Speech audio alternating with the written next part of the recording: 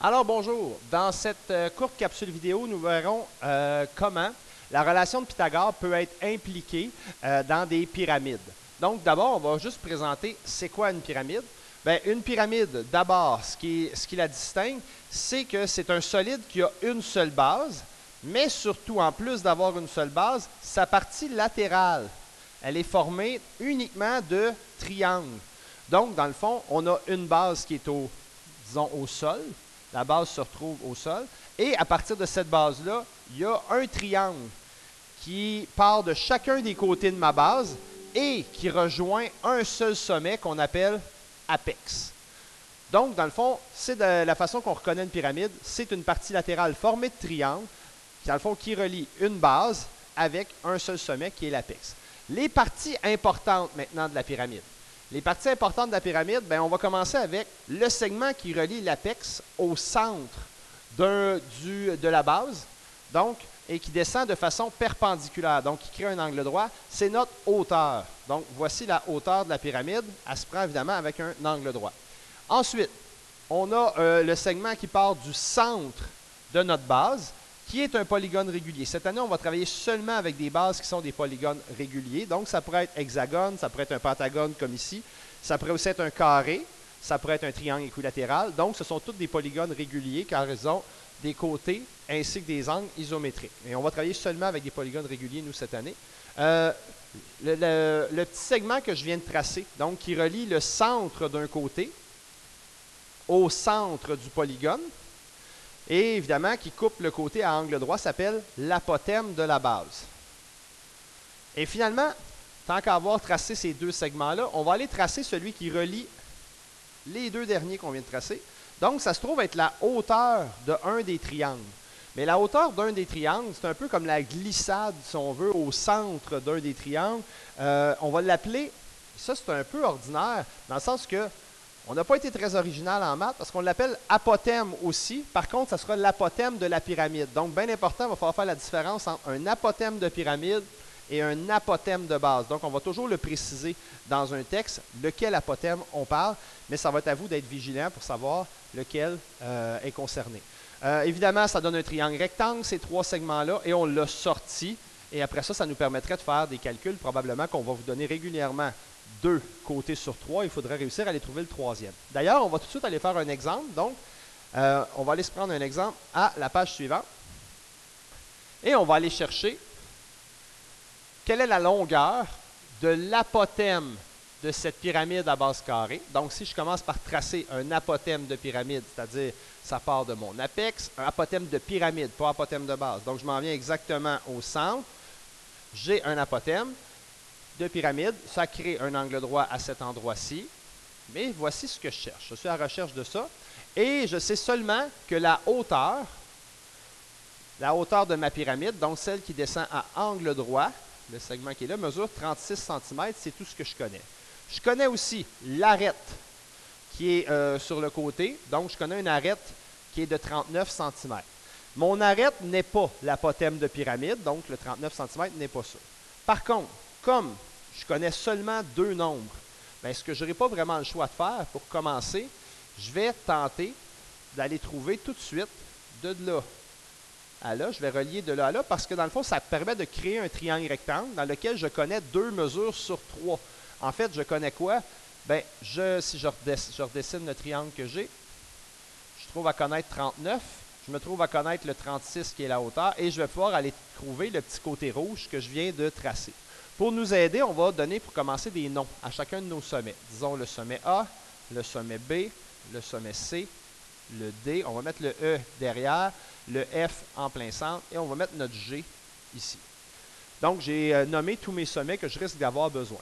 Donc, pour commencer, on va aller calculer notre mesure de segment FD avec la relation de Pythagore. Comme c'est un segment que j'ai dessiné en rouge, bien, je vais tracer, je vais faire ma formule de Pythagore qui va me permettre d'aller chercher la cathète manquante qui est FD. Donc, j'ai 39 au carré qui est égal à 36 au carré et je recherche ma cathète. Donc, 39 au carré, j'obtiens 1521 est donc égal à 1296 plus B au carré et je vais aller isoler maintenant mon B. Je soustrais de chaque côté B au carré est donc équivalent à 225. Et en faisant une racine carrée, j'obtiens B qui est égal à 15 cm. Donc, dans ce cas-ci, en plus, on obtient un nombre naturel. On va venir l'indiquer sur notre dessin. Donc, j'ai 15 pour ma ligne rouge. J'ai donc un triplet de Pythagore pour le premier triangle avec lequel j'ai travaillé. 3 nombres naturels qui forment un triangle rectangle. OK, maintenant que j'ai trouvé ça, on va aller voir ce qu'on a. Nous, dans le fond, maintenant, on vient de trouver FD. On va s'aider un petit peu. On va aller tracer un autre segment. Parce que nous, on cherche la ligne bleue, là. Étant donné que c'est la ligne bleue qu'on connaît, bien, ça pourrait être bien de partir de F et d'aller jusqu'à la ligne bleue. Et en fait, la ligne orange que je viens de tracer se trouve être l'apothème de ma base. C'est l'apothème de ma base parce que ça part du centre du polygone régulier, ça s'en va au centre d'un côté, en formant un angle droit. Donc, ici, j'ai tracé un apothème. Maintenant, est-ce que je suis capable d'aller chercher cette mesure-là? Ce qu'il y a de particulier, c'est que le côté en orange que je viens juste de tracer, pas le côté, mais le segment en orange, ça se trouve être le même que celui-là que je suis en train de faire. Ça se trouve être le même parce qu'il est parallèle, étant donné qu'on est dans un carré. Donc, c'est un demi-côté. Mais un demi-côté, j'en ai un là, mais j'en ai aussi un ici. Donc, ce que ça signifie, c'est que dans cette forme-là, dans cette base-là, le côté qui est ici est le même que celui qui est là, et j'ai un angle droit à cet endroit-là. Donc, j'ai un triangle rectangle isocèle. Donc, je pourrais déjà écrire le triangle FGD est isocèle. Parce qu'il a deux côtés isométriques. Et là, dans le fond, ce que je vais pouvoir faire, on a vu une formule qui nous permet d'aller chercher les cathètes d'un triangle isocèle. Cette fameuse formule-là, c'est C au carré égale 2A carré. On va remplacer notre C par 15 au carré est donc égal à 2A carré. Un petit calcul, 225 est donc égal à 2 fois A au carré. Et je vais aller isoler. Donc, je vais commencer par diviser par 2 pour annuler mon coefficient, ce qui me donne 112,5 égale A au carré. Une petite racine carrée. Et je vais travailler avec la valeur qui a été arrondie, qui me donne environ 10,61 cm. Donc, je vais garder ce chiffre-là, ce nombre-là. Le 10,61, je vais venir le porter sur mon dessin, donc dans ce cas-ci, à deux endroits. Et une fois que j'ai placé ça, ben, je me rends compte que le fameux segment bleu, l'apothème de pyramide que je cherche, ben, je vais pouvoir le trouver parce qu'il fait partie d'un triangle rectangle maintenant. Donc, il fait partie du triangle rectangle. On va le nommer, qui s'appelle AFG, dans lequel je connais une cathète à 36 et j'en connais une autre qui est environ 10,61. Donc, je vais pouvoir aller chercher le fameux côté qui me manquait. Donc, pour trouver la mesure du segment AG, on va encore une fois appliquer la formule de Pythagore, dans laquelle on connaît deux cathètes. Donc, C au carré est égal à 36 au carré plus 10,61 au carré.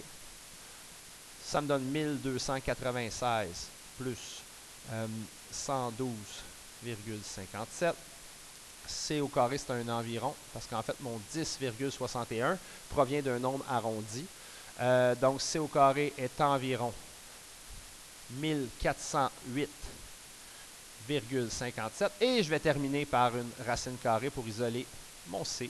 Et ça me donne que mon côté finalement à rechercher est environ 37,53 cm, c'est l'unité. Donc, voici la réponse pour le calcul qu'on cherchait, c'est-à-dire la mesure de l'apothème de pyramide. Il y a plein d'autres façons qu'on aurait pu utiliser pour trouver la mesure de l'apothème de pyramide. Par contre, dans chacune d'elles, il y aura au moins 2, sinon 3 Pythagore de nécessaires pour finalement arriver à notre réponse. Alors, c'est tout pour cet exemple-là.